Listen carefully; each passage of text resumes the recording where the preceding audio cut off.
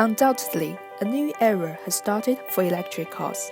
As a global expansion of leading company Tesla, many car manufacturers tend to be early movers and start to create their own electric car business.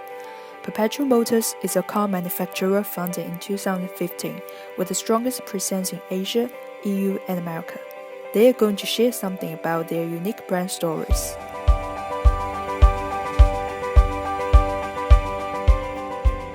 Our innovation strategies revolutionize people's lives. Perpetual Motors now has a whole range of car models with the most sophisticated technologies in the market. Our hybrid cars replaced but inherited the legend of traditional energy cars, which continue to generate huge profits to our company. Rapid development of technology paved the way for our highly advanced connected and autonomous vehicles, which perfectly met the changes in customer preference. So, as a market leader, we currently dominate other competitors in all three regions. But, of course, we'll keep absorbing new techs and concepts to make Perpetual Motors stay competitive. That's what we do. As such a young company, it won't be easy for Perpetual Motors to catch all the marketing tastes. So how do they achieve an ideal plan like this? At the beginning of 2018, we quickly sensed that the market is shifting from traditional fuel to clean energy due to customers' increasing attention to environmental protection as well as government regulations set on carbon dioxide emission. However, neither the market nor technologies were ready for electric cars, so we sequentially launched 3 hybrid cars to gradually replace our traditional models. In the meanwhile, we set innovation as our strategy and put tremendous investment on the implementation of e-mobility. We invested in electrification, connectivity, and autonomous driving at the same time, which dramatically accelerated the building of our electric car platform. In the middle of 2019, we launched our very first electric car, which is of executive class. At that time, our competitors only have compact class SUV and Lux electric cars. This blue ocean strategy turned out to be a great success. In 2020, we launched a convertible class electric car, which again was the only one in the market. At the end of 2020, we reached the highest level in electrification, level 4 in connectivity, and level 3 in autonomous driving, which was way ahead of our competitors. This gave us a competitive advantage that no matter what we produce, our vehicle is the best in the market. Since 2021, we successively launched SUV and Lux electric cars, which work much better than any of our competitors' models. We are confident enough to say that we are the absolute leader of CAV market. Based on the strong support by innovation, Perpetual Motors have launched a series of advanced products. So the next problem is how to promote them. What marketing strategy do they adopt to achieve the highest profitability and efficiency? As a marketing director, the main duties are improving the collaborative performance through comprehensive marketing tools and exchanging information with operating and innovation departments, helping them to make decisions. We interact with operation department with sales figures of different regions and then adjust the capacity for different cars. The innovation department gets information on customer preferences and competitor analysis from us to decide the new car design. According to the sales performance each quarter, we make small adjustments in sales price, market expense, and overall strategy based on the last quarter's performance to compete. One of the main challenges of marketing department is to measure the scale of adjustments, as it cannot easily be interpreted from the next quarter performance. Sometimes it is unpredictable and could be affected by many factors. This required more cooperation with other departments. Another challenge is the time lag of cooperation. There could be a car with high potential but has no sufficient capacity to produce. To catch this market trend, it needs more accent analysis to inform operation colleagues in advance. With the information from marketing, how do they manage production to add value and support the realization of the long-term vision? In 2018, the significant market growth across Asia, Europe, and the United States presented a bright prospect of order and sales increase.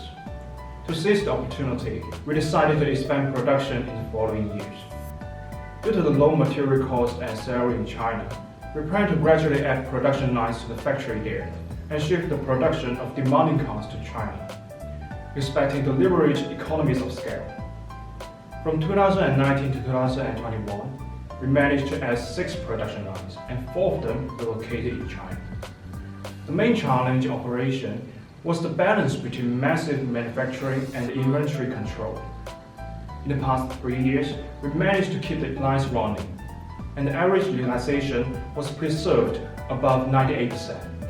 The days of inventory for most production lines was held below 150. Besides, the product updating requires corresponding shift of capacity from obsolete products to the new ones. It requires smooth transition of the production lines. With 3 enormous factories with over a dozen production lines, how does human resource manage to keep up with the operation? Our HR department mostly undertook supporting job and tried our best to have an accurate workload planning. According to our company strategy, our company ratio is 1.08, slightly ahead of the market. We had a close relationship with operating department, and the workers' salary and training fee accounted for a large part of company's expense, reaching nearly 1 billion at first and have a rapid growth along with company's expansion.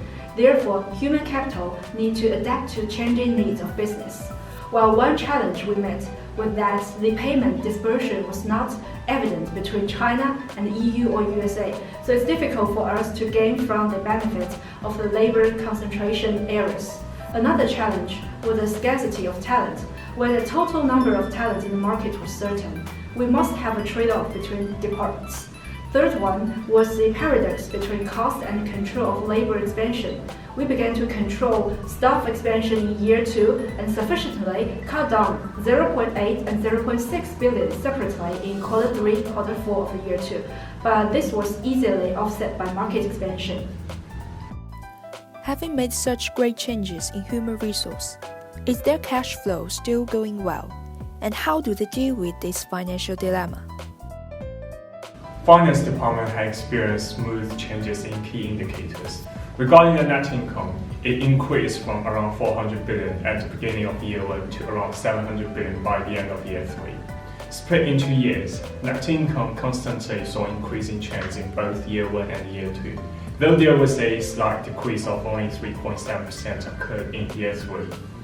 Regarding solvency figures, although debt ratio was relatively high at the beginning of year 1 of being 35%, it was only at 20% by the end of year 3. Company could consistently support decisions made by other departments by taking more loans in the future.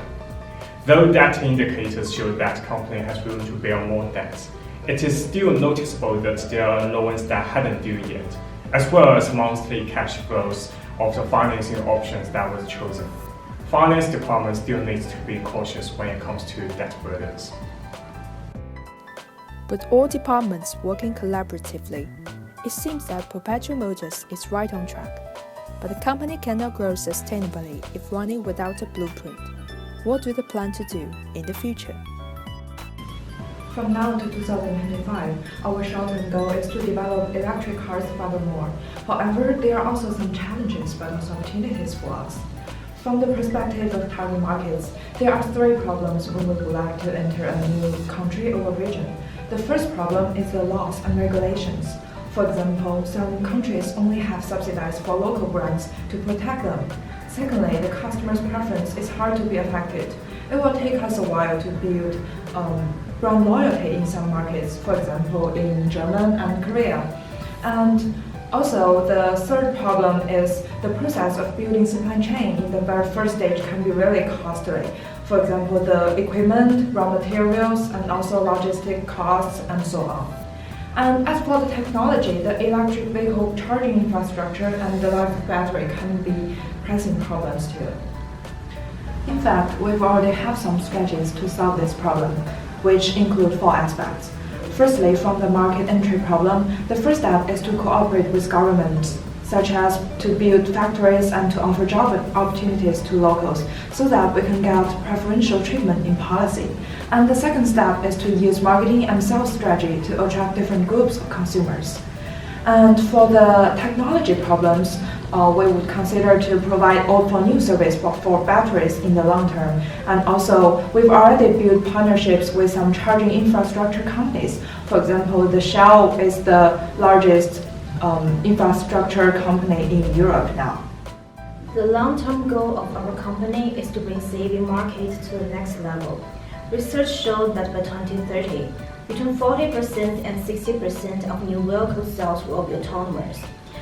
From the perspective of customers, nearly 60% of respondents are having high acceptance to self-driving vehicles. With the development of 5G, it is estimated that by 2030, 35% of vehicles in China will be self-driving, and USA will account for 20%, and EU is 15%. And as for the problems that may occur, over half of respondents are concerned about the safety of CAV. With 5G growing rapidly, the information security may also become an issue. In order to solve these problems, we will introduce advanced technologies and facilities by partnering with high-tech companies and telecommute companies. For example, we can partner with Huawei to install 5G and solve the problems with emergency braking. And we can also partner with Google Maps to develop real-time road conditions linkage.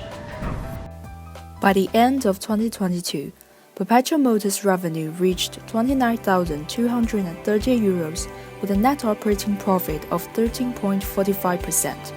The share price rocketed from €257.3 to €363.6 in just 5 years of time. By anticipating the shrinking of conventional car market and the boom of electric vehicles, they are transforming from a traditional car manufacturer to an all-electric car company at fast pace. It is foreseeable that they will stay competitive in many years to come. Furthermore, they will create synergies with the technology companies that cooperate with them and benefit the well-being of the whole society.